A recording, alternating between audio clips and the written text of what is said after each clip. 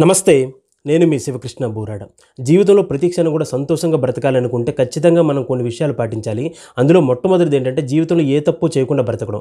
ఎందుకంటే తప్పుడు మార్గాల్లో బ్రతికేవారు ఆ క్షణానికి సంతోషంగా ఉండొచ్చు కానీ వారి లోపల ఏదో భయం వారిని వెంటాడుతుంది. ఎప్పుడు ఏం జరుగుతుందో, ఏ ప్రమాదం వస్తుందని చెప్పేసి. కానీ ఎవరైతే నీతిగా బ్రతుకుతారో వారు ఎల్లప్పుడూ కూడాను ఎటువంటి భయం లేకుండా చాలా ధైర్యంగా మనశ్శాంతిగా వారు బ్రతుకుతారు. కాబట్టి ఎల్లప్పుడూ కూడాను ఎటువంటి తప్పు చేయకుండా నీతిగా బ్రతకడం చిన్నప్పటి నుంచి అలవాటు చేసుకోండి. అలానే రెండో విషయం ఏంటంటే మన ప్రయత్నంలో ఎటువంటి లోపం లేకుండా మనకి ఏదైతే అవసరమో అది ఏదైతే సంపాదించాలనుకుంటున్నామో దానికోసం ఎల్లప్పుడూ కూడా ప్రయత్నం చేయండి. అలానే ఏ రోజు పని ఆ రోజు చేయడం, ఎప్పటి పని అప్పుడు చేయడం, ఎటువంటి బద్ధకం చూపించకుండా అలానే ఎల్లప్పుడూ కూడాను మన యొక్క ప్రయత్నంలో ఎంత మాత్రం లోపం లేకుండా మనం ఏదైతే కోరుకున్నామో దానికోసం ప్రతిక్షణం మనం ప్రయత్నం చేయాలి. ప్రయత్నంలో ఎంత మాత్రం లోపం ఉండకూడదు. అలానే మూడో విషయం ఏంటంటే మనం ఎంత ప్రయత్నం చేసినప్పటికీ కూడాను ప్రయత్నం యొక్క ప్రతిఫలం అనేది మన చేతుల్లో ఎంత మాత్రం కూడా ఉండదు. ప్రతిఫలం భగవంతుని యొక్క నిర్ణయం కాబట్టి మనం ఎంత మాత్రం కూడా దాని గురించి ఆలోచించకుండా మన ప్రయత్నం చేత మనకి ఏదైతే లభిస్తుందో దానితో ఎల్లప్పుడూ కూడా తృప్తిగా బ్రతకడం అనేది ఖచ్చితంగా మనం అలవాటు చేసుకోవాలి. అలా ఎవరైతే అలవాటు చేసుకుంటారో వారే మనశ్శాంతిగా బ్రతుకుతారు. అలానే మరో విషయం ఏంటంటే గతాన్ని గురించి ఎక్కువగా ఆలోచించకండి. గతంలో అలా జరగకుండా ఇంకోలా జరుగుంటే బాగుండేది ఇలా ఎంత మాత్రం కూడా ఆలోచించకండి. ఎందుకంటే ఒకటి గుర్తుపెట్టుకోండి, గతాన్ని మనం మార్చలేము. అయితే ఒకటి గతంలో మనం ఏదైనా తప్పు చేస్తుంటే మాత్రం వాటిని పాఠాలుగా తీసుకోండి.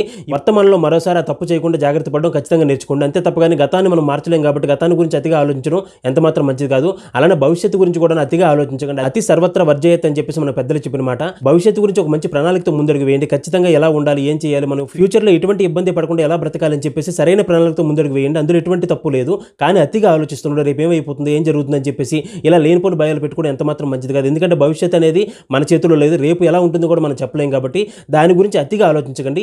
ఎంత అవసరమో దాని గురించి ఆలోచించండి. ఎప్పుడూ కూడా వర్తమాన కాలంలో జీవిస్తూ సమయాన్ని సరిగ్గా సద్వినియోగం చేసుకుంటూ మన యొక్క ప్రయత్నంలో ఎంత మాత్రం కూడా లోపం లేకుండా నిరంతరం ప్రయత్నిస్తూ ముందడుగు వేస్తే భగవంతుడు ఖచ్చితంగా మనకు మంచి ప్రతిఫలాన్ని ఇస్తాడు. ఎటువంటి ప్రతిఫలం మనకు లభించినా సరే దానితో తృప్తిగా బ్రతకడం అలవాటు చేసుకోండి. అలానే ఏ తప్పు చేయకుండా ఎల్లప్పుడూ కూడా సన్మార్గంలో జీవించడం ఎవరైతే అలవాటు చేసుకుంటారో వారు ఎల్లప్పుడూ కూడా కష్ట సుఖాలకు అతీతంగా ఉన్నతమైనటువంటి జీవనాన్ని గడుపుతారు. అందులో ఎటువంటి సందేహం లేదు. ధన్యవాదాలు. జై హింద్.